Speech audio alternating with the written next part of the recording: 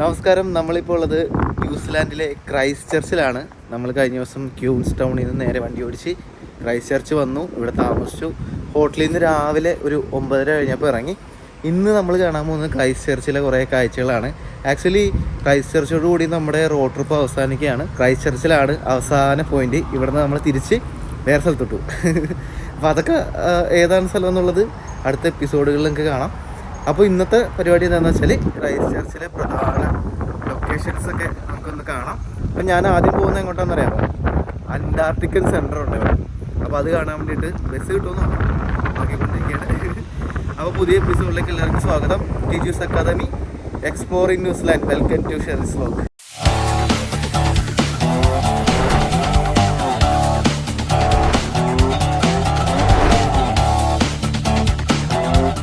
ഈ കാണുന്നത് ഒരു ചർച്ചാണ്, ഒരു കത്തീഡ്രൽ ചർച്ചാണ്. എനിക്ക് തോന്നുന്നു ഇപ്പോൾ മാസം എന്തോ നടക്കുന്നുണ്ട്. അതിന് വേണ്ടിയിട്ട് അതേ ആൾക്കാരൊക്കെ വരുന്നുണ്ട്. കണ്ട, കുർബാന നടന്നുകൊണ്ടിരിക്കുക. ഇന്നൊരു ഞായറാഴ്ചയാണ്. അതാണ് ഇതേ പോകുന്നത്. കണ്ട, ഒരു ബസ്, ഇതേപോലെ ഒരു ബസ് പിടിക്കാൻ വേണ്ടിയിട്ടാണ് ഞാൻ പോകുന്നത്. ഞാൻ മാപ്പ് നോക്കി ബസ് കിട്ടോ ഇല്ലയോ എന്നൊന്നും അറിഞ്ഞൂടാ. മാപ്പ് നോക്കിയിട്ട് ജസ്റ്റ് നടക്കുകയാണ്. ഇത് കണ്ട, ഞാൻ ഗൂഗിൾ മാപ്പിൽ ജസ്റ്റ് ഞാൻ താമസിക്കുന്ന ഹോട്ടലിൽ നിന്ന് അന്റാർട്ടിക് സെൻറ്ററിലോട്ട് ബസ് ഉണ്ടോ എന്ന് ജസ്റ്റ് നോക്കിയപ്പോൾ ഗൂഗിളിൽ കാണിക്കുന്നുണ്ട്. കുറച്ച് ദൂരം നടന്ന് അവിടെ നിന്ന് ബസ് കിട്ടും. 8-ാം നമ്പർ ബസ്സിൽ കയറിയാൽ നമുക്ക് പോകാൻ പറ്റും എന്നൊക്കെയാണ് കാണിക്കണം. നമുക്ക് ചെന്ന് നോക്കാം, കിട്ടുമല്ലെന്ന് അറിയില്ല. കിട്ടിയില്ലെങ്കിൽ വല്ല യൂബർ വിളിച്ച് പോവാം. ഇന്ന് ഞായറാഴ്ച ആയതുകൊണ്ടാണോ എന്നറിയില്ല, പക്ഷെ പല സ്ഥലത്തും ഇങ്ങനെ തന്നെ. റോട്ടിലൊന്നും അധികം ആൾക്കാരില്ല. വഴി സൈഡിൽ മൊത്തം കുറേ കാറുകളൊക്കെ പാർക്ക് ചെയ്തിട്ടുണ്ട്. പക്ഷേ റോട്ടിലൊക്കെ ഭയങ്കര വിജനമാണെന്ന് വേണമെങ്കിൽ പറയാം. ഞായറാഴ്ച ആയിട്ട് കൂടി നമ്മുടെ അവിടെയൊക്കെ ഞായറാഴ്ച എന്ന് പറഞ്ഞാൽ എന്ത് തിരക്കായിരിക്കും അല്ലേ. റോഡ് മൊത്തം എടപ്പള്ളിയിലൊക്കെ ആണെങ്കിൽ മുട്ടം ബ്ലോക്കായിരിക്കും. ഇവിടെ നിന്നൊരു മനുഷ്യനും കാണാനില്ല കേട്ടോ. വഴിയിലൊക്കെ ഭയങ്കര ചുരുക്കം ആൾക്കാരുള്ളൂ. എനിക്ക് വേണ്ട ജനസംഖ്യ അധികം പേരില്ലാത്തതുകൊണ്ടാണ് തോന്നുന്നത്. ഇപ്പം നമ്മൾ ഹൈവേ കൂടിയൊക്കെ യാത്ര ചെയ്താലും വണ്ടികളൊക്കെ ഭയങ്കര കുറവാണ്. കുറച്ച് സിറ്റികളിൽ മാത്രമാണ് ആൾക്കാർ കൂടുതലായിട്ട് കാണുക. എന്തായാലും രസമാണ്, അടിപൊളിയാണ്. അപ്പോൾ ബസ് കിട്ടാൻ വേണ്ടിയിട്ട് നടന്നുകൊണ്ടിരിക്കുകയാണ്. നോക്കാം. അതുപോലെ ഇവിടെ ഈ ഓസോൺ പാളിക്ക് ഹോൾ ഉണ്ടെന്നാണ് പറയുന്നത്. അപ്പോൾ ഇവിടെ സ്കിൻ ഡിസീസൊക്കെ ഭയങ്കര കൂടുതലാണ്. സ്കിൻ ക്യാൻസറൊക്കെ കൂടുതലാണെന്നൊക്കെ പറഞ്ഞ് കേട്ടു. അപ്പോൾ എല്ലാവരും സൺസ്ക്രീനൊക്കെ തേച്ചിട്ടാണ് പുറത്തിറങ്ങുള്ളൂ. ഞാനും കയ്യിലും മുഖത്തൊക്കെ വാരി തേച്ചിട്ടുണ്ട്. പക്ഷേ ചൂടെടുക്കുന്നില്ല ഇപ്പോൾ, കാരണം തണുത്ത കാറ്റടിച്ചുകൊണ്ടിരിക്കുന്നുണ്ട്. നമ്മൾ വന്നേക്കുന്നത് സമ്മറിൽ ഇവിടെ തണുപ്പുണ്ട്, നേരിയ തണുപ്പ്. രാത്രിയിലൊക്കെ ഒരു 5 ഡിഗ്രി 8 ഡിഗ്രി എന്നൊക്കെ അങ്ങനത്തെ രീതിയിലാണ്. ക്യൂൻസ് ടൗണൊക്കെ നമ്മൾ പോയപ്പോൾ 0 ഡിഗ്രിയൊക്കെ വന്നായിരുന്നു. അതെനിക്ക് തോന്നുന്നു ആ സമയത്ത് എന്തോ ഒരു ഈ നമ്മുടെ നാട്ടിൽ ന്യൂനമർദ്ദം എന്നൊക്കെ പറയണ പോലെ എന്തോ ഒരു സംഭവം ഉണ്ടായിട്ട് തണുപ്പ് കൂടിയതാണ്. ഈ സിറ്റി ഭാഗത്തൊക്കെ വീടുകൾക്ക് മതിലൊക്കെ ഉണ്ട് കേട്ടോ. എല്ലായിടത്തും ഇല്ല, കുറച്ച് സ്ഥലങ്ങൾ. ഇപ്പോൾ ഇപ്പുറത്തെ സ്ഥലമൊക്കെ കണ്ട മതിൽ. എന്നാൽ നമ്മുടെ നാട്ടിലെ പോലെ വലിയ കട്ട വെച്ചൊന്നുമല്ല പണിയണം, മരം കൊണ്ടൊക്കെ. ഇപ്പോൾ ഈ കാണണ്ട ഇതൊക്കെ മരമാണ്. പക്ഷെ നമ്മൾ ഉള്ളിലോട്ടൊക്കെ ഗ്രാമപ്രദേശങ്ങൾ എന്നൊക്കെ പറഞ്ഞ രീതിയിൽ ഹൈവേയുടെ തടി കൂടി പോകുമ്പോൾ അവിടെ ഒന്നും ഒരു വീടിനും മതിലുണ്ടാവില്ല. എന്താ ഇവിടെയൊക്കെ മതിലുണ്ട്. ഇത് കട്ട വെച്ചാന്നുണ്ടോ, മരം കൊണ്ടുള്ളതുകൊണ്ട്. നമ്മുടെ ബസ് സ്റ്റോപ്പ് എത്തി. ഇതാണ് ബസ് സ്റ്റോപ്പ്. ബസ് സ്റ്റോപ്പ് എന്നൊക്കെ പറഞ്ഞാൽ ഇത്രേ ഉള്ളൂ കേട്ടോ. ഈ കാണുന്ന മരമുണ്ടോ മഞ്ഞ, അതാണ് ബസ് നിർത്താനുള്ള സ്ഥലം. അവിടെ വേറെ വണ്ടി ഇടാൻ പാടില്ല. ബസ് വരും നോക്കിയിട്ട് 7 മിനിറ്റ് മാപ്പിൽ കാണിക്കുന്നുണ്ട്. നമുക്ക് നോക്കാം പോകാൻ പറ്റൂല്ലെന്ന് അറിഞ്ഞൂടാ. ഇല്ലെങ്കിൽ യൂബർ വിളിച്ചു പോകും. അതാണ് എൻ്റെ പ്ലാൻ. ഒരു കിടിലൻ മണ്ടത്തരം പറ്റി. നമ്മൾ പോയി നിന്ന ലൊക്കേഷൻ തെറ്റാണ്. മാപ്പിൽ കാണിച്ചതനുസരിച്ചാണ് പോയത്, പക്ഷെ അവിടെ അല്ല ബസ് വരുന്നത്. ഞാനിപ്പോൾ വേറെ കുറേ തപ്പിയപ്പോൾ ഇവിടെ നിന്ന് 1 കിലോമീറ്റർ നടന്നാൽ 1 കിലോമീറ്റർ നടന്നിട്ട് ഇങ്ങോട്ട് വന്നത്. അപ്പോൾ ഇനി 1 കിലോമീറ്ററും കൂടെ നടന്നു കഴിഞ്ഞാൽ ബസ് സ്റ്റോപ്പ് എത്തും. പക്ഷേ ബസ് 3 മിനിറ്റിനുള്ളിൽ വരികയും ചെയ്യും. നമുക്ക് നടന്നെത്താൻ 12 മിനിറ്റ് എടുക്കും. തീരാട് മിക്കവാറും യൂബർ വിളിച്ച് പോകേണ്ടി വരും. അങ്ങനെ ബസ്സിൽ കയറി പോകാമെന്നുള്ള പ്ലാൻ നമ്മൾ വേണ്ടാന്ന് വെച്ചു. ബസ് നമ്മുടെ കൺമുൻപിൽ കൂടി പോയി, കിട്ടിയില്ല. നടന്നെത്തിയില്ല, കുറച്ച് ഓടി നോക്കി, രക്ഷയില്ല. അപ്പോൾ ഞാൻ വിചാരിച്ചു ഇനി യൂബർ വിളിച്ച് പോകാം. കാരണം ഇനി അടുത്ത ബസ്സിന് ഒരു 20-30 മിനിറ്റ് കഴിഞ്ഞിട്ട് വരുള്ളൂ. അരമണിക്കൂർ സമയം എടുക്കും. ഈ അരമണിക്കൂർ കൊണ്ട് നമുക്ക് ആ സ്ഥലത്തെത്താം. അപ്പോൾ ഞാൻ വിചാരിച്ചു വേറെ സമയം കളയണമെങ്കിൽ നമുക്ക് നാളെ, ഇന്നും കൂടിയേ ഉള്ളൂ, നാളെ പോകണം ഇവിടെ നിന്ന്. നമുക്ക് നേരെ ഇനി ഇപ്പോൾ യൂബർ വിളിച്ച്, ഞാൻ യൂബർ വിളിച്ചിട്ടുണ്ട്. യൂബർ ഉണ്ട് കേട്ടോ ഇവിടെ. നല്ല റേറ്റാണ്. $26 കാണിക്കണം. അത്യാവശ്യം റേറ്റ് ഉണ്ട്. 1,200 റേറ്റ് വരെ ഒന്നും. ഒരു അരമണിക്കൂർ 20 മിനിറ്റ് എങ്ങാണ്ട് ഉള്ളു ഇവിടെ നിന്ന്. ദേ പോകുന്നു കാറ്. അതാണ് നമ്മുടെ യൂബർ കാറ്. ജസ്റ്റ് ഒരു 20 മിനിറ്റ് എടുത്തുള്ളൂ. നമ്മൾ യൂബർ കയറി വന്നത് എവിടെയാണെന്ന് അറിയാമോ? International Antarctic centre. ഈ കിടക്കുന്ന വണ്ടിയൊക്കെ ഇത് ന്യൂസിലാൻഡിൻ്റെ ചിഹ്നമൊക്കെ ഉണ്ട്. എനിക്ക് തോന്നുന്നു അന്റാർട്ടിക്കയിൽ ഉപയോഗിക്കുന്ന വണ്ടിയാണെന്നാണ് തോന്നുന്നത് കേട്ടോ. കണ്ടോ അതുപോലെ ദേ ഇവിടെ കണ്ട യുണൈറ്റഡ് സ്റ്റേറ്റ്സ് അന്റാർട്ടിക് പ്രോഗ്രാം. ഓ അടിപൊളി. National science foundation. ഇതേ ശരിക്കും എയർപോർട്ടിന്റെ തൊട്ടടുത്ത് തന്നെയാണ്.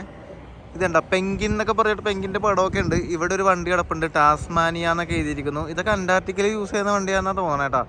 നമുക്ക് അകത്ത് ചെന്നിട്ട് കൂടുതൽ കാര്യങ്ങളൊക്കെ കാണാം. അന്റാർട്ടിക് ഗേറ്റ് വേ സിറ്റി എന്നാണ് അറിയപ്പെടുന്നത്. അതായത് ഇവിടുന്ന് അമേരിക്ക, ഇറ്റലി, ന്യൂസിലാൻഡിൽ നിന്നൊക്കെ ഉള്ള അന്റാർട്ടിക്കൻ എക്സ്പെഡിഷനൊക്കെ നടക്കുന്നത് ഇവിടെ നിന്നാണ്, ക്രൈസ്റ്റ് ചർച്ചിൽ നിന്നാണ്. അപ്പോൾ അതിൻ്റെ ഒരു സെൻറ്ററാണ് കണ്ട, ഇൻ്റർനാഷണൽ സെൻറ്റർ. ഓ ഇതൊക്കെ കുറേ പടങ്ങളൊക്കെ വെച്ചിട്ടുണ്ട്.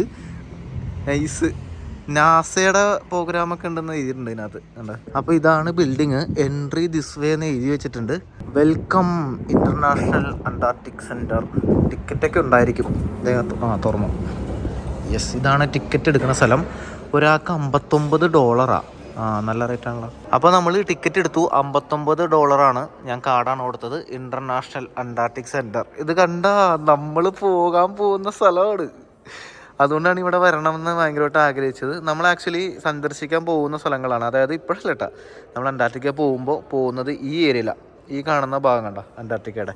ഇത് വലിയ ഏരിയ. ഇത് കണ്ട, ഇതൊന്നും തീരില്ല. ഇവിടെയാണ് മറ്റേ 90 ഡിഗ്രി ഉള്ളത്. അങ്ങോട്ടൊക്കെ സൗത്ത് പോളോട്ടൊക്കെ പോകണമെങ്കിൽ വലിയൊരു എക്സ്പെഡിഷനൊക്കെ ഉണ്ട്. നല്ല ചിലവൊക്കെയാണ്. അതൊന്നും നമ്മളെന്തായാലും പോകുന്നില്ല. പക്ഷെ നമ്മൾ അന്റാർട്ടിക് സർക്കിൾ ക്രോസ് ചെയ്യും. ഇതാണ് അന്റാർട്ടിക് സർക്കിൾ കണ്ട. ഈ സർക്കിൾ ക്രോസ് ചെയ്യുന്ന യാത്രക്കാണ് നമ്മൾ പോകാൻ വേണ്ടിയിട്ട് പോകുന്നത്. ഭൂമിയുടെ 66 ഡിഗ്രി ചെരിവിലോട്ട് നമ്മൾ പോകും കണ്ട. അപ്പോൾ അതൊന്ന് എക്സ്പീരിയൻസ് ചെയ്യാൻ വേണ്ടിയിട്ടാണ് ആക്ച്വലി ഇവിടെ വന്നത്. ഓ അടിപൊളി. ഈ $59 കുറേ ആക്ടിവിറ്റീസ് ഇൻക്ലൂഡ് ആണ്. ഹസ്കിയുടെ ഒപ്പമുള്ളതും ഈ വണ്ടിയിൽ, ഈ കാണുന്ന വണ്ടിയിൽ റൈഡൊക്കെ ഉണ്ട്. പിന്നെ പെങ്കിൻ്റെ ഒപ്പമുള്ള പരിപാടി, അതൊക്കെ ചേർന്നിട്ടുള്ളതാണ് ആ ഒരു പാക്കേജ്. പിന്നെ $39 കുട്ടികളാണെങ്കിലും സീനിയർ സിറ്റിസൺ ആണെങ്കിലും കേട്ടോ. ഇവിടെ കൊറിയയുടെ, ഇറ്റലിയുടെ, കൊറിയ ഉണ്ടെന്ന് പറഞ്ഞിട്ട് ഇവിടെ USA ഒക്കെ ഫ്ലാഗ് കാണാം. ഇതാണ് എനിക്ക് ഇഷ്ടപ്പെട്ടത്. ഇതൊക്കെ യുണൈറ്റഡ് സ്റ്റേറ്റ്സ് അന്റാർട്ടിക് പ്രോഗ്രാം. ഇവിടെ വെച്ചേക്കുന്നത് പെങ്കിൻ്റെ ഹൈറ്റ് ആണോ? ഓ ഈ വണ്ടിയുടെ മോഡലിനെ കുറിച്ചുള്ള ഡീറ്റെയിൽസ് ഒക്കെ ഇവിടെ എഴുതിയിട്ടുണ്ട്. ഇതിന് 4300 കിലോ വെയിറ്റ് ഒക്കെ ഉണ്ട്. ഇതിനകത്ത് 6 പാസഞ്ചേഴ്സ് കയറും ഫ്രണ്ടിൽ, പിന്നെ 11 പേര് പുറകിൽ കയറും. ഇത് 2 ബോഗികളായിട്ടുള്ളൊരു വണ്ടിയാണല്ലോ. അപ്പോൾ 6 പാസഞ്ചേഴ്സ് മുമ്പിലും 11 പാസഞ്ചേഴ്സിനെ പുറകിലും കയറ്റാൻ സാധിക്കും. അങ്ങനത്തെ വണ്ടിയാണ്. ഏകദേശം 23 അടി നീളമുണ്ട് ഇതിന്. പിന്നെ ഇതിന് 4 ഗിയറുണ്ട്. സ്പീഡ് ഓട്ടോമാറ്റിക് എന്നൊക്കെ എഴുതി വെച്ചിട്ടുണ്ട് ഇവിടെ ഡീറ്റെയിൽസിൽ. ഇവിടെ പ്രധാനമായിട്ട് ന്യൂസിലാൻഡിൻ്റെ അന്റാർട്ടിക്കൻ പ്രോഗ്രാമും അമേരിക്കയുടെ അന്റാർട്ടിക്കൻ പ്രോഗ്രാമും അതുപോലെ ഇറ്റലിയുടെ ഉണ്ട്. പിന്നെ ഉള്ളത് കൊറിയൻ പോളാർ റിസർച്ച് ഇൻസ്റ്റിറ്റ്യൂട്ട്. ഇത്രയും രാജ്യങ്ങളുടെ പ്രോഗ്രാം ആയിട്ട് ബന്ധപ്പെട്ട സ്ഥലമാണ് ക്രൈസ്റ്റ് ചർച്ച്. നമ്മൾ ഈ കാണുന്ന വണ്ടിയിലാണ് യാത്ര ചെയ്യാൻ വേണ്ടിയിട്ട് പോകുന്നത്. അപ്പോൾ ഇതിനകത്ത് കയറുന്നതിന് മുമ്പായിട്ട് നമുക്ക് കുറേ ഇൻസ്ട്രക്ഷൻസ് ഒക്കെ തന്നു. സേഫ്റ്റി ഒക്കെ നോക്കണം എന്നൊക്കെ പറഞ്ഞിട്ട് കുറേ കാര്യങ്ങളൊക്കെ പറഞ്ഞു തരുന്നുണ്ടായിരുന്നു. അതിവിടെ എഴുതി വെച്ചിട്ടുണ്ട്. അപ്പോൾ അതിനുശേഷം ഓരോരുത്തരായിട്ട് നമ്മളിതിൻ്റെ ഉള്ളിലോട്ട് കയറാണ്. കുറച്ച് പേര് മുമ്പിൽ കയറ്റി. അവിടെ ഇരിക്കാൻ പറ്റിയില്ല, നമ്മളെ സെലക്ട് ചെയ്തില്ല. അപ്പോഴേക്കും അവിടെ ആൾ കയറി. നമുക്ക് പുറകിലാണ് സീറ്റ് കിട്ടിയത്. പുറകില ബോഗിയിൽ. ഇതിനകത്തൊക്കെ കയറണമെങ്കിൽ സ്റ്റൂളൊക്കെ ഇട്ട് കയറണം. യെസ്. ഇതിനകത്തിരിക്കാനേ സീറ്റ് ബെൽറ്റ് ഒക്കെ ഉണ്ട് കേട്ടോ. സീറ്റ് ബെൽറ്റും സംഭവമൊക്കെ ഉണ്ട്. വാതിലടക്കാൻ പോവാണ്. അടച്ചു. ബൈ. 10 മിനിറ്റത്തെ ഒരു പരിപാടിയാണ്. ലോക്ക് ചെയ്തു. എന്തെങ്കിലും ഇഷ്യൂ ഉണ്ടെങ്കിൽ ഈ കാണുന്ന ബട്ടൺ കണ്ട, അതിനകത്ത് പിടിച്ച് നിൽക്കിയാൽ മതി. ഇവിടെ ക്യാമറയൊക്കെ ഉണ്ട്, സേഫ്റ്റി സംഭവങ്ങളൊക്കെ ഉണ്ട്. ഇതിനകത്ത് ഏകദേശം 10-11 പേരൊക്കെ ഇരിക്കാം. പിടിച്ചൊക്കെ ഇരിക്കാനുള്ള സൗകര്യമുണ്ട്. കൊള്ളാം. എക്സ്പീരിയൻസ് ആയിരിക്കും. മഞ്ഞത്തിൽ കൂടി പോകുമെന്ന് എനിക്ക് അറിഞ്ഞുകൂടെ കേട്ടോ. ഇതിൽ കൂടി നമുക്ക് കാഴ്ചയൊക്കെ കാണാം. ഫ്രണ്ടിൽ ഇരിക്കാറുണ്ട് നല്ലതായിരുന്നു. പക്ഷെ ഫ്രണ്ടിൽ നമുക്ക് സീറ്റ് കിട്ടിയില്ല. അങ്ങനെ നമ്മൾ ഈ വണ്ടിയിലുള്ള യാത്ര തുടങ്ങണേണ്. ആദ്യം നമ്മൾ ഈ സെൻറ്ററിൽ നിന്ന് പുറത്തോട്ട് ഇറങ്ങി, എന്നിട്ട് സാധാരണ റൂട്ടിൽ കൂടിയാണ് യാത്ര ചെയ്യുന്നത്. പിന്നെ ഇതിൻ്റെ ഒരു ട്രാക്കിലോട്ട് നമ്മൾ കയറി. ഒരു തരം മെറ്റലൊക്കെ ഇട്ട ടൈപ്പ് ട്രാക്കിലോട്ടാണ് ഇപ്പോൾ വന്നിരിക്കുന്നത്. അപ്പോൾ നമ്മൾ ഈ ഒരു എക്സ്പീരിയൻസ് ചെയ്യാൻ വേണ്ടിയിട്ട് എല്ലാവരും ഇവിടെ റെഡി ആയിട്ടിരിക്കുകയുണ്ടോ. പല ടൈപ്പ് ടെറൈനിലൂടെയാണ് നമ്മൾ യാത്ര ചെയ്യാൻ പോകുന്നത്. ഇതിൻ്റെ ഉള്ളിൽ ഇങ്ങനെ കുലുങ്ങി ഇരിക്കേണ്ടി വരും. ചെറിയൊരു കിടങ്ങൊക്കെ കാണാം കേട്ടോ. അതൊക്കെ കടന്നാണ് പോകുന്നത്. പിടിച്ചിരുന്നില്ലെങ്കിൽ നമ്മുടെ തലയൊക്കെ കൂട്ടിയടിക്കാനുള്ള സാധ്യത വളരെ കൂടുതലാണ്. ഇത് ശരിക്കും എക്സ്പീരിയൻസ് ചെയ്യാൻ വേണ്ടിയിട്ട് മാത്രമായിട്ട് ഉണ്ടാക്കിയൊരു ട്രാക്കാണ് കേട്ടോ. പല ടൈപ്പ് ടെറൈനുകളൊക്കെ ഉണ്ടാക്കിയിട്ടുണ്ട്. ഇപ്പൊ നമ്മൾ കടന്നു പോകുന്നത് കുറെ ടയറുകൾ ഇട്ടിട്ടുണ്ട്. ഈ ടയറിന് മുകളിൽ കൂടിയാണ് ഈ വണ്ടി കടന്നു പോകുന്നത്. ഇതിന്റെ ഉള്ളിൽ ഇങ്ങനെ ഇരുന്ന് പോകാന്നുള്ള അത്ര സുഖമുള്ള കാര്യമൊന്നുമല്ല. നേരെ ഇരിക്കാൻ പറ്റില്ല, അത്രേ ഉള്ളു പ്രശ്നം. അത് ഞാൻ ആലോചിക്കായിരുന്നു, ഈ അന്റാർട്ടിക്ക കൂടിയൊക്കെ പോകുമ്പോൾ ഇതിലും കൂടുതൽ കുലുക്കമൊക്കെ ആയിരിക്കും ചിലപ്പോൾ. ഈ ഭാഗത്ത് വെള്ളമൊക്കെ കെട്ടി നിർത്തിയിട്ടുണ്ട്. അതിൻ്റെ ഉള്ളിൽ ആക്ച്വലി കുഴിയാണ് കേട്ടോ. കുറേ കുഴിയും സംഭവങ്ങളൊക്കെ ഉണ്ട്. അപ്പോൾ നല്ല കുലുക്കത്തും ഇങ്ങനെ ആടിയൊക്കെയാണ് നമ്മൾ യാത്ര ചെയ്യുന്നത്. കണ്ടോ, എല്ലാ ടെറയിൽ കൂടി ഈ വണ്ടി പോകും. അങ്ങനെ ഏകദേശം 10 മിനിറ്റത്തെ പരിപാടി നമ്മൾ അവസാനിപ്പിച്ചു, തിരിച്ചെത്തി. യെസ്, തല മുട്ടാണ്ട് വേണം ഇറങ്ങാനായിട്ട്. കൊള്ളാട്ടാ, നൈസ് എക്സ്പീരിയൻസ് ആണ്. ഈ റോട്ടിൽ കൂടി ഓടിക്കുമ്പോൾ കുഴപ്പമില്ലെന്നുള്ളൂ. ഇതിൻ്റെ ടയറ് ഇരുമ്പല്ല, റബ്ബറാ, വെറുതെ അല്ല. Oh sorry, thank you so much, thank you. എൻ്റെ തൊപ്പിയോടെ വെച്ച് മറന്നുപോയി. ഇതിൻ്റെ ടയറ് ഞാൻ വിചാരിച്ചത് ഇരുമ്പാണെന്നാണ്, പക്ഷെ അത് ഇരുമ്പല്ല കേട്ടോ, ഇത് റബ്ബറാ. അതാണ് ഈ റോട്ടിൽ കൂടി ഓടിക്കാൻ പറ്റണത്. ഇത് തന്നെയാണ് അപ്പോൾ അന്റാർട്ടിക്കയിൽ ഓടിക്കണ മഞ്ഞിൽ. അപ്പോൾ ആ ട്രിപ്പ് കഴിഞ്ഞപ്പോൾ ഇനി നമ്മൾ നേരെ ഇതിൻ്റെ ഉള്ളിലോട്ട് പോവാണ്. ഇതിൻ്റെ ഉള്ളിലുള്ള കാഴ്ചകൾ കാണാം. Seat, love it, save it. കൊള്ളാലോ. ഇവിടെ ഉണ്ടല്ലോ ഒരു ഫോട്ടോ എടുക്കുന്ന സെറ്റപ്പ് ഉണ്ട്. അതായത് അന്റാർട്ടിക്കയുടെ ബാക്ക്ഗ്രൗണ്ടിലുള്ള ഫോട്ടോ കിട്ടും. അന്റാർട്ടിക്കയും നോർത്തേൺ ലൈറ്റൊക്കെ കൂടി ചേർന്നുള്ളൂ. കണ്ടാ, കൊള്ളാം. ഇവിടെ ഒരു വലിയൊരു വണ്ടി കിടപ്പുണ്ട്, നോ ക്ലൈംബിങ്. അത് അതിൻ്റെ പുറത്ത് കയറരുതെന്ന് എഴുതിയേക്കണം. ഇവിടെ പിന്നെ അന്റാർട്ടിക്കയുടെ കുറേ വീഡിയോകളൊക്കെ കാണിക്കുന്നുണ്ട് നല്ല വലിയ സ്ക്രീനിൽ.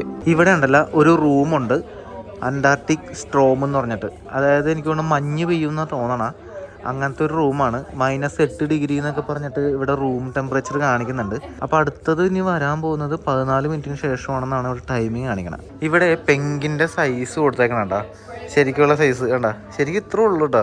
ഒരാളുടെ ഹൈറ്റ് വെച്ച് നോക്കുമ്പോൾ നമുക്ക് മനസ്സിലാവും എന്തോരം ഉണ്ടെന്ന് പെങ്കിനൊക്കെ. അപ്പോൾ ഈ റൂമിൻ്റെ ഉള്ളിൽ കയറാൻ വേണ്ടിയിട്ട് നമുക്ക് ജാക്കറ്റൊക്കെ കിട്ടും. അതുപോലെ ഷൂവിൻ്റെ അടിയിൽ ഇടാൻ വേണ്ടിയിട്ട് ഇങ്ങനൊരു സംഭവം ഉണ്ട്. അപ്പോൾ അതൊക്കെ ഇട്ട് വേണം കയറാൻ. ചിലപ്പോൾ തെന്നി വീഴാനൊക്കെ സാധ്യതയുണ്ട്, സൂക്ഷിക്കണം, മഞ്ഞ് പെയ്യും എന്നൊക്കെയാണ് പറയണത്. അപ്പോൾ ഇവിടെ ജാക്കറ്റൊക്കെ ഉണ്ട് കണ്ട, പല സൈസിലുള്ളത്.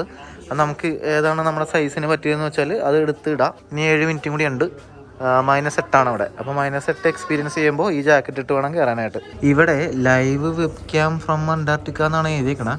അതായത് സൗത്ത് പോള് എന്ന് പറയുമ്പോൾ ഈ സെൻറ്റർ ഭാഗത്ത് -55 ഇപ്പോൾ കാണിക്കുന്ന ടെമ്പറേച്ചർ. അപ്പോൾ ഇനി വെറും 2 മിനിറ്റൊക്കെ ബാക്കിയുള്ളൂ. നമ്മൾ പയ്യെ അകത്തോട്ട് കയറാണ്. ഞാൻ ജാക്കറ്റൊക്കെ ഇട്ട് ഫുൾ സെറ്റ് ചെയ്തിട്ടുണ്ട്. ഇവിടെ തൊട്ട് നേരിയ തണുപ്പ് തുടങ്ങി. നമ്മൾ വിചാരിക്കുന്ന പോലെ ഇല്ല കേട്ടോ, അവിടെ നിൽക്കുമ്പോൾ വലിയ കുഴപ്പമില്ല. ഇതിൻ്റെ ഉള്ളിൽ മൈനസാണ്. നമ്മൾ ഇതിൻ്റെ ഉള്ളിലോട്ട് കയറാൻ വേണ്ടിയിട്ട് പോവാണ്. എൻ്റെ നല്ല തണുപ്പില്ല, അത് മഞ്ഞ് പെയ്യുമ്പോൾ. എനിക്ക് തോന്നുന്നത് ഇവിടെ മഞ്ഞ് മാത്രമല്ല, കൊടുങ്കാറ്റൊക്കെ വരുമെന്ന് അറിഞ്ഞൂടാ, എന്തൊക്കെ വരുമെന്ന് കണ്ടറിയാം. അപ്പോൾ ആളുകളൊക്കെ റെഡിയായിട്ട് സെറ്റ് ചെയ്ത് നിൽക്കുകയാണ്. ഇവിടെ തെന്നി വീഴാൻ സാധ്യത വളരെ കൂടുതലാണ്. അതുകൊണ്ട് നമുക്ക് മറ്റേ ഷൂ നനയാണ്ടിരിക്കാനുള്ള സംഭവമൊക്കെ തന്നിട്ടുണ്ട്. ഭീകര തണുപ്പാണ്ട് ഇതിൻ്റെ ഉള്ളിൽ. -8 എന്നാണ് പുറത്തെഴുതി വെച്ചേക്കണം. നമ്മളെ അന്റാർട്ടിക്കക്ക് പോകുന്നതിന് മുമ്പ് അന്റാർട്ടിക്ക ഒന്ന് എക്സ്പീരിയൻസ് ചെയ്യണമല്ല, അപ്പോൾ അതുകൊണ്ട് വിചാരിച്ച് കയറിയതാണ്. നോക്കാം എന്ത് സംഭവിക്കും നോക്കാം. ഇവിടെ സമയം കാണിക്കുന്നു 4 സെക്കൻഡ്, 3, 2, 1, 0. എന്താ സംഭവിക്കാൻ പോണേന്ന് അറിയില്ല. സമയമായല്ലോ. തണുപ്പ് കൂടുമോ അറിഞ്ഞൂടാ. അവിടെ നേരത്തെ തണുപ്പുണ്ടായിരുന്നത് മാറി, റെഡ് കാണിച്ചത് പോയല്ലോ. ടെമ്പറേച്ചറൊക്കെ മാറി, അറിയാം എന്താ സംഭവിക്കണമെന്ന് അറിയില്ല. നോക്കട്ടെ. അയ്യോ, തണുപ്പ് കൂടി വരുന്നുണ്ടോ എന്ന് സംശയമുണ്ട്. ഇവിടെ wind chill machine press and hold four wind എന്നൊക്കെ എഴുതിയിട്ടുണ്ട്. ഇതാണോ എന്താണെന്ന് അറിഞ്ഞൂടാ. ഇരുട്ടായിട്ടോ, ഇവിടെ രാത്രിയായി. ഇവിടുത്തെ ലൈറ്റ് പോയി, കണ്ണ് കാണുമോ ഒന്നും അറിയില്ല. ഇനി കുറേ പേര് പുറത്ത് നിൽക്കാണ്, അവരകത്തേക്ക് കയറിയിട്ടില്ല. അവിടെ നിന്ന് കാണാം. അത് കൊള്ളാലോ, തണുപ്പില്ലാണ്ട് അവിടെ നിന്ന് കാഴ്ച കാണാമായിരുന്നല്ലേ. കുഴപ്പമില്ല, എക്സ്പീരിയൻസ് ചെയ്യണമെങ്കിൽ എൻ്റെ ഉള്ളിൽ തന്നെ വരണം. മൊത്തം ഇരുട്ടായിട്ടാ. അവിടെ കാറ്റ് വന്നു തുടങ്ങി. Wind speed 13 kph. എന്തൊക്കെ എഴുതി അയ്യോ, തണുക്കണ്. ഫ്രീസറിൻ്റെ ഉള്ളിലിട്ട പോലെ ഉണ്ട്. ഇവിടെ മുകളിൽ ഫാനുണ്ട്, ആ ഫാൻ കറങ്ങാണ്. എൻ്റെ മോനെ, അന്റാർട്ടിക്കയിൽ കാറ്റ് വന്ന് എങ്ങനെ ഇരിക്കുമെന്നുള്ള അതിൻ്റെ സംഭവമാണ് കാണുന്നത്. അയ്യോ, തണുക്കണ്. 24 kph, -8.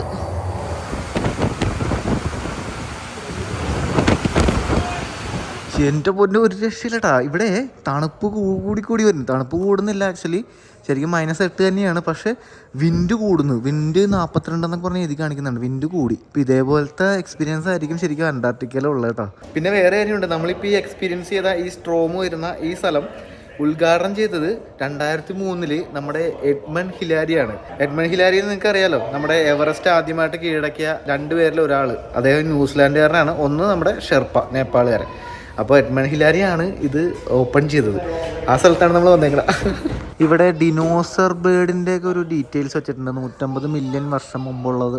എനിക്ക് തോന്നുന്നു ഇവിടെ നിന്ന് കണ്ടുകിട്ടിയെന്ന് തോന്നുന്നു. ഇവിടെ നല്ല അന്റാർട്ടിക്ക ഇവിടെ വെച്ചേക്കണുണ്ടാവും. ഫാമിലി റിലേഷൻസ് എന്ന് പറഞ്ഞിട്ട് അന്റാർട്ടിക്കയുടെ ചുറ്റും പല ഭാഗങ്ങളിലായിട്ട് ഒരുപാട് ദ്വീപുകളൊക്കെ ഉണ്ടല്ലോ. അപ്പോൾ അവിടെയൊക്കെ പല ടൈപ്പ് പെങ്കിൻസ് ഉണ്ട്. അപ്പോൾ അതിൻ്റെ ഡീറ്റെയിൽസാണ് വെച്ചേക്കുന്നത്. കണ്ടോ, നമ്മൾ ആക്ച്വലി പോകാൻ പോണത് ഇവിടെയാണ്. ഈ ഭാഗത്തുനിന്ന് ഇങ്ങോട്ട് നമ്മൾ പോവും, നമ്മൾ അന്റാർട്ടിക്കൻ ട്രിപ്പിൽ. ഈ അടിപൊളി. അപ്പോൾ ഈ ഭാഗത്തൊക്കെ കുറേ south Georgia, south sandwich island, പിന്നെ അങ്ങനെ ഫാൽക്കൻ ഐലൻഡ്, ഇങ്ങോട്ടൊക്കെ ശരിക്കും ട്രിപ്പുകളുണ്ട് കേട്ടോ. പക്ഷേ ഭയങ്കര കോസ്റ്റ്ലിയാണ്.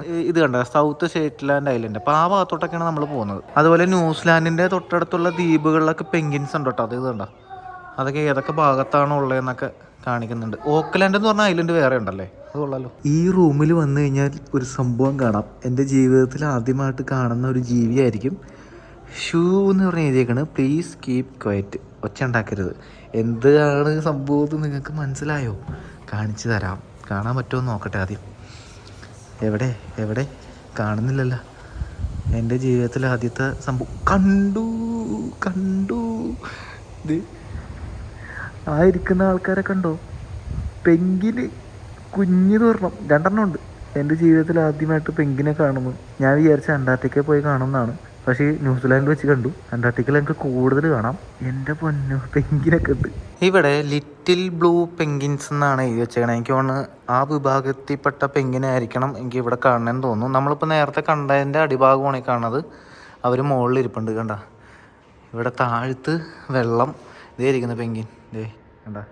ഇവിടെ പെങ്കിന് ഫീഡ് ചെയ്യുന്ന ടൈം ഉണ്ട് കേട്ടോ, 10:30 വൈകുന്നേരം 3 മണിക്കും. ഇതിനകത്ത് വേറൊരു കാര്യം നിങ്ങൾ ശ്രദ്ധിച്ചാൽ, അന്റാർട്ടിക്കയിൽ മാത്രമല്ല പെങ്കിനുകളുള്ളത്, ചുറ്റുമുള്ള ഐലൻഡുകളിലുണ്ട്, സൗത്ത് അമേരിക്കയുടെ ഭാഗങ്ങളിലുണ്ട്, ന്യൂസിലാൻഡിൻ്റെ ഭാഗങ്ങൾ, ഓസ്ട്രേലിയയിൽ ശരിക്കും പെങ്കിൻ വരുന്ന സ്ഥലങ്ങളൊക്കെ ഉണ്ട് കേട്ടോ. ടാസ്മാനിയ കഴിഞ്ഞാൽ നമുക്ക് മെൽബണിലൊക്കെ പെങ്കിൻ രാത്രിയിൽ എനിക്ക് തോന്നുന്നു ഈവനിങ് ആണെന്നാണ് അങ്ങനെ വരുന്നതിൻ്റെ ഒരു സംഭവമൊക്കെ ഉണ്ട്. എനിക്ക് തോന്നുന്നു ഫിഫി ഐലൻഡോ അങ്ങനെ എന്തൊരു ഐലൻഡ് പേര് മറന്നുപോയി. പിന്നെ വേറൊരു ഇൻട്രസ്റ്റിംഗ് സംഭവം ഉണ്ട്, ആഫ്രിക്കയിലും അതായത് അവിടെയുള്ള ഐലൻഡുകളിലും പെങ്കിൻ വരും. നമ്മളെ വിചാരം അന്റാർട്ടിക്കയിൽ മാത്രമേ ഉള്ളൂ എന്നാണ്, പക്ഷേ എല്ലായിടത്തും ഉണ്ട് ആള്, പല ടൈപ്പ് പെങ്കിനുകൾ. ഇവിടെ എനിക്ക് തോന്നുന്നത് ഫ്ലൈറ്റ് എക്സ്പീരിയൻസ് കിട്ടാൻ വേണ്ടിയിട്ടുള്ള ഒരു സംവിധാനമാണ്.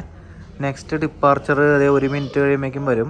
അന്റാർട്ടിക്കയിലോട്ട് ക്രൈസ്റ്റ് ചർച്ചിൽ നിന്ന് ഫ്ലൈ ചെയ്യുന്നതിൻ്റെ ഒരു എക്സ്പീരിയൻസ് എങ്ങനെയാണ്, അതിൻ്റെ ഒരു എക്സ്പീരിയൻസ് ആണ് ഈ കാണുന്നത്. നമുക്ക് ഇവിടെ ജസ്റ്റ് ഇരുന്നാൽ മതിയായിരിക്കും, നോക്കാം. 1 മിനിറ്റും കൂടി ഉണ്ട്, ഇപ്പോൾ തുടങ്ങും. ഇത് ഞാൻ വിചാരിച്ച എക്സ്പീരിയൻസ് പോലെ എന്തെങ്കിലും ആയിരിക്കുമെന്ന്. അങ്ങനെയൊന്നുമില്ല, ജസ്റ്റ് ഒരു TV-യിൽ അതിൻ്റെ ഒരു പ്രോഗ്രാം കാണിക്കുന്നു എന്ന് മാത്രമേ ഉള്ളൂ. അതുകൊണ്ട് ഞാൻ ജസ്റ്റ് പോകുന്നു അടുത്ത സ്ഥലത്തോട്ടോ. ഇവിടെ 4D എക്സ്ട്രീം തിയേറ്റർ എന്ന് പറഞ്ഞിട്ടൊരു സ്ഥലമുണ്ട്. ഒരു 12 മിനിറ്റിൻ്റെ ഒരു ഷോയാണ് കേട്ടോ. അങ്ങനെ നമ്മുടെ പരിപാടി അവസാനിച്ചു. കൊള്ളാട്ടോ, അടിപൊളി. ലാസ്റ്റ് കൊമ്മളയൊക്കെ വരുന്നുണ്ട്. ഇതാണ് ഹസ്കി സോൺ. ഇവിടെ നമ്മുടെ ഹസ്കി പട്ടികളുണ്ട് കണ്ട, അടിപൊളി പട്ടികളാണ്. ഇവരാണ് ശരിക്കും ആക്ച്വലി ഈ അന്റാർട്ടിക്കയിൽ നമ്മൾ മറ്റേ സംഭവം ഒരു വണ്ടിയിൽ വലിച്ചുകൊണ്ട് പോകില്ല, അതിന് ഉപയോഗിക്കുന്നത് ഈ പട്ടികളാണ് കേട്ടോ. ഇനി 1 വയസ്സ് പ്രായമുണ്ടെന്ന് പറഞ്ഞു. She knows the way. Yeah, she knows where After she's all these going. years. Yeah. 1959 തുടങ്ങിയ ദ അന്റാർട്ടിക് ട്രീറ്റി എന്ന് പറയുന്ന ഒരു കരാറുണ്ട്. ഏകദേശം 40ഓളം രാജ്യങ്ങളിൽ അതിനകത്ത് മെമ്പറാണ്. നമ്മുടെ ഇന്ത്യയും അതിൽ മെമ്പറാണ് കേട്ടോ. 1983 ഇന്ത്യയും ആ ഒരു കരാറിൽ ഒപ്പുവെച്ചിട്ടുണ്ട്. പിന്നെ ഇവിടെ അന്റാർട്ടിക്കയായിട്ട് ബന്ധപ്പെട്ട എല്ലാ കാര്യങ്ങളുടെയും ഡീറ്റെയിൽസ് ഇവിടെ വെച്ചിട്ടുണ്ട് കേട്ടോ. ഈ പ്രദേശത്ത് കാണുന്ന മീനുകളെ കുറിച്ചും അന്റാർട്ടിക്കയിലെ കാലാവസ്ഥയെ കുറിച്ചും, അതുമാത്രമല്ല അന്റാർട്ടിക്കയിൽ കിട്ടുന്ന പല ടൈപ്പ് പാറകള്, കല്ലുകള്, അതൊക്കെ ഇവിടെ കാണാം. പിന്നെ അന്റാർട്ടിക്കയുടെ മണ്ണ് എങ്ങനെയാണ്, അതിന്റെ ഘടന എങ്ങനെയാണ്, ഇവിടെ കാണുന്ന പക്ഷികള്, പല ടൈപ്പ് പെൻഗ്വിനുകള്, അന്റാർട്ടിക്കയിൽ ഉപയോഗിക്കുന്ന ഉപകരണങ്ങള്, അങ്ങനെ എല്ലാം ഉണ്ട്. പിന്നെ ഈ കാണുന്ന സംഭവം കണ്ടോ, ഇത് അന്റാർട്ടിക്കയില് കാറ്റിന്റെ ശക്തി കൊണ്ട് ഷേപ്പ് മാറിപ്പോയ കല്ലാണ് ഈ കാണുന്നത്. അപ്പൊ ക്രൈസ്റ്റ് ചർച്ചിൽ വന്നു കഴിഞ്ഞാൽ ഈ സംഭവം കാണാതെ പോയത് കേട്ടോ. അടിപൊളി എക്സ്പീരിയൻസ് ആണ്. ഇവിടെ കയറി കഴിഞ്ഞാൽ അതിൻ്റെ ഉള്ളിലെ കാഴ്ചകൾ കണ്ടു കഴിയുമ്പോൾ ഒന്ന് അന്റാർട്ടിക്കക്ക് പോയാലോ എന്ന് ആലോചിച്ചു പോകും.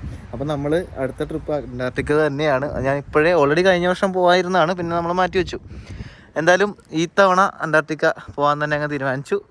അപ്പോൾ ഇൻ്റർനാഷണൽ അന്റാർട്ടിക്കൻ സെൻറ്ററിൽ നിന്ന് നമ്മൾ അടുത്ത സ്ഥലത്തേക്ക് പോകുന്നു. നമ്മുടെ അജിൻ ജോലിയൊക്കെ കഴിഞ്ഞ് തിരിച്ചെത്തിയിട്ടുണ്ട്. ഹലോ, വേറൊരാളെ ആദ്യം പരിചയപ്പെടുത്തട്ടെ. Welcome to test meet U.